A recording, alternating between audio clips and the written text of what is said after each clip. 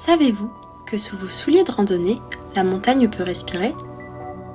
Nous sommes au cœur du massif des Chic-Chocs, en plein été en Gaspésie. Le soleil tape et il fait plus de 25 degrés dehors. Et regardez bien, si je glisse ma main juste là, dans ce simple trou, je ressens un souffle glacial. Mon capteur affiche une température proche de 0 degré. Et ce n'est pas de la magie, non, c'est de la géomorphologie. Bienvenue au Mohawksback, une montagne que l'on pourrait comparer à un réfrigérateur grandeur nature. Mais attention, ce n'est pas uniquement des trous où de l'air froid sort, c'est surtout un refuge pour de nombreuses espèces face au réchauffement climatique. Mais alors, quel est le secret de cette fraîcheur estivale ? Tout repose sur ce que l'on appelle l'effet de cheminée. Imaginez cette pente de roche comme une éponge géante qui respire. En hiver, l'air glacial s'engouffre par le bas de la montagne et circule entre les blocs. En montant à travers les roches, cet air froid pousse l'air plus chaud vers le sommet. C'est l'effet de cheminée. Ce souffle chaud qui s'échappe crée des trous de fonte. C'est un contraste saisissant.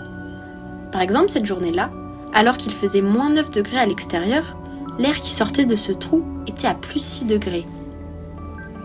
Pendant que la chaleur s'évacue par le haut, le froid, lui, reste piégé au cœur de la montagne.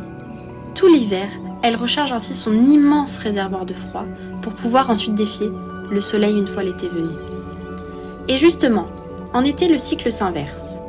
L'air chaud entre par le haut de la montagne, se refroidit au contact du réservoir de froid et redescend par gravité pour ressortir tout en bas de la pente.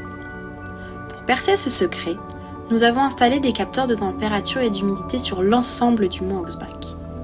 Les relevés sont sans appel. Au début du mois d'août, alors que l'air extérieur grimpe jusqu'à près de 28 degrés, le capteur placé dans un trou froid reste proche de 0 degré. Une différence de température de plus de 25 degrés. C'est impressionnant, non ? Le Mohawksback ne se contente pas juste de stocker le froid, il le cultive. Cette fraîcheur crée une véritable forêt enchantée, où vivent lichens, sphènes, arbres nains et tant d'autres. Alors que le réchauffement du climat force de nombreuses espèces à migrer vers le nord ou en altitude, ce micro-refuge agit comme un bouclier. Il offre un répit à la biodiversité, lui permettant de survivre ici plutôt que de fuir vers le nord. Alors soyez attentifs. La prochaine fois que vous irez en randonnée, glissez vos mains dans les trous de roche pour voir si la montagne respire.